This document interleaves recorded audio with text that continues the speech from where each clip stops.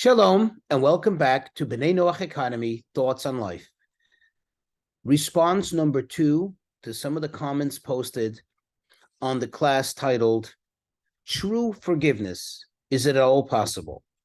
Well, this comment is clearly and obviously posted by somebody who has a certain beliefs in something that is obviously not consistent with what the teaching over here on this platform.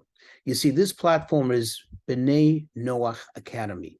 We are teaching Torah for non-Jews, or Torah for all. The truth is the Torah is here for all. Now, the Torah is pure. The Torah is one. The Torah is unchangeable. It's interesting that whatever nonsense was posted in this comment, something to the effect that some kind of human being could possibly be even considered God. I don't see how that, number one, how that is any different than idol worship, than paganism, perhaps even worse, because it seems to be justifying it and saying that it's okay and not calling it for what it is, idol worship. But that's besides the point. But the actual point is that all the quotations, all the references are made to all various types of books. I say books because they're totally unholy. They have no precedent in the Torah, by the virtue of the fact that the people who do believe in them also, by their own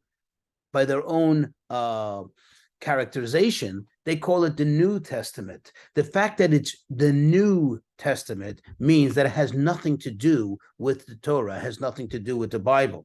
And therefore, it doesn't concern me. And I don't think it should concern you. It should concern anyone, because it is all ludicrous. It are all ideas that were thought out by some mortal human beings. And it's not divine.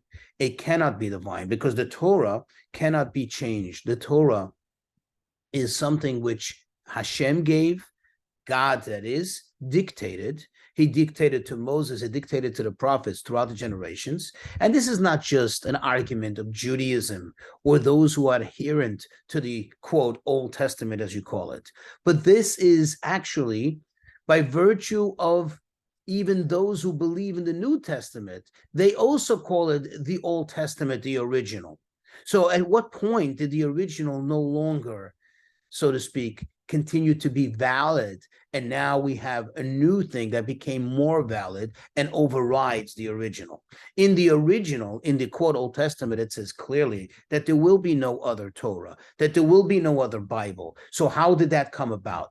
So I don't have, this is not the platform and to debate this and to make these arguments. I just ask, please, respectfully, that please, with all due respect, don't post these comments here, because this is not the place for it. If somebody just wants to hear their ideas and stuff, I'm sure there are other platforms for this throughout the internet, but this is not the place. Over here, this is clearly the agenda as spelled out, is B'nai Noach Academy.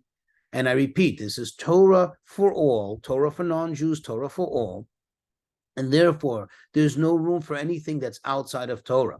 If you disagree with what we're teaching here, or if for some reason it doesn't sit right with you, by all means, this is a free world, especially this is a free country. I'm broadcasting here from the United States of America. No one is compelling you. No one is forcing you to watch this. No one is forcing you to agree with this. And please, if you disagree, keep it to yourself.